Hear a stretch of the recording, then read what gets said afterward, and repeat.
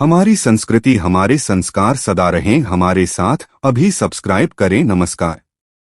आज हम सीता हरण की कथा को सुनेंगे कि किस तरह दुष्ट रावण ने माता सीता का हरण किया।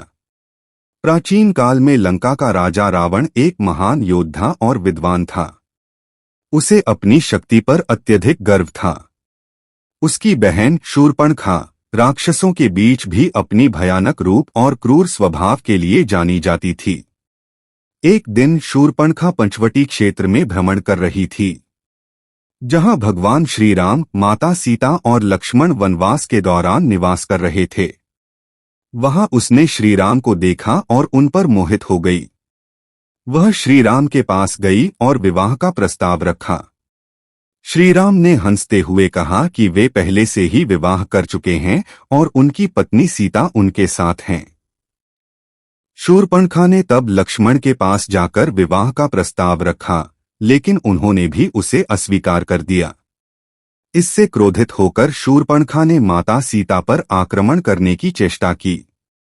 इस पर लक्ष्मण ने अपने खड्ग तलवार से शूर्पणखा की नाक और कान काट दिए। घायल शूर्पणखा रोती बिलखती लंका पहुंची और अपने भाई रावण से अपनी दुर्दशा की शिकायत की। रावण अपनी बहन के अपमान से अत्यंत क्रोधित हो गया और उसने श्रीराम से प्रतिशोध लेने की योजना बनाई। रावण को जब यह ज्ञात हुआ कि श्रीराम की पत्नी सीता अपूर्व सुंदरी हैं, तो उसने उन्हें बलपूर्वक हरण करने का निश्चय किया। रावण ने अपने मामा मारीच से सहायता मांगी। मारीच ने रावण को समझाने का प्रयास किया कि श्रीराम से वैर लेना उसके लिए घातक सिद्ध हो सकता है, लेकिन रावण ने उसे अपने आदेश का पालन करने के लिए बाध्य किया। मारीच ने एक सुंदर स्वर्ण मृग का रूप धारण किया और श्रीराम के आश्रम के पास घूमने लगा। जब माता सीता ने उस अद्भुत मृग को देखा तो उन्होंने श्रीराम से उसे पकड़ने का आग्रह किया।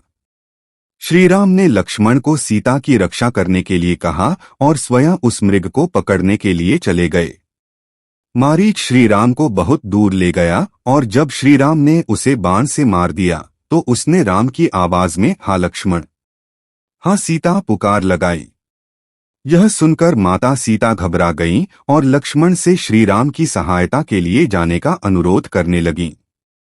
लक्ष्मण ने पहले तो मना किया, लेकिन जब सीता ने कठोर शब्द कहे तो विवश होकर वे श्रीराम की खोज में निकल पड़े। रावण द्वारा सीता का हरण हुआ। लक्ष्मण के जाने के बाद रावण एक साधु के वेश में वहां आया और माता सीता से भिक्षा मांगने लगा। जैसे ही माता सीता लक्ष्मण रेखा पार कर रावण को भिक्षा देने आईं, रावण ने अपना असली रूप धारण कर लिया और उन्हें अपने पुष्पक विमान में बैठाकर लंका की ओर उड़ चला। माता सीता ने सहायता के लिए पुकार लगाई, लेकिन कोई उनकी सहायता नहीं कर सका। रास्ते में जटायु नामक एक वृद्ध गिद्ध ने रावण से युद्ध किया, लेकिन रावण ने उसे घायल कर दिया और आगे बढ़ गया।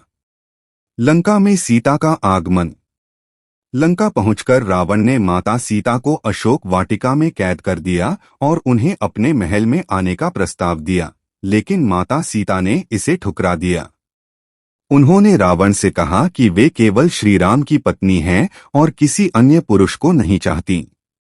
क्रोधित होकर रावण ने उन्हें धमकी दी कि यदि वे उसे स्वीकार नहीं करेंगी तो वह उन्हें मार डालेगा।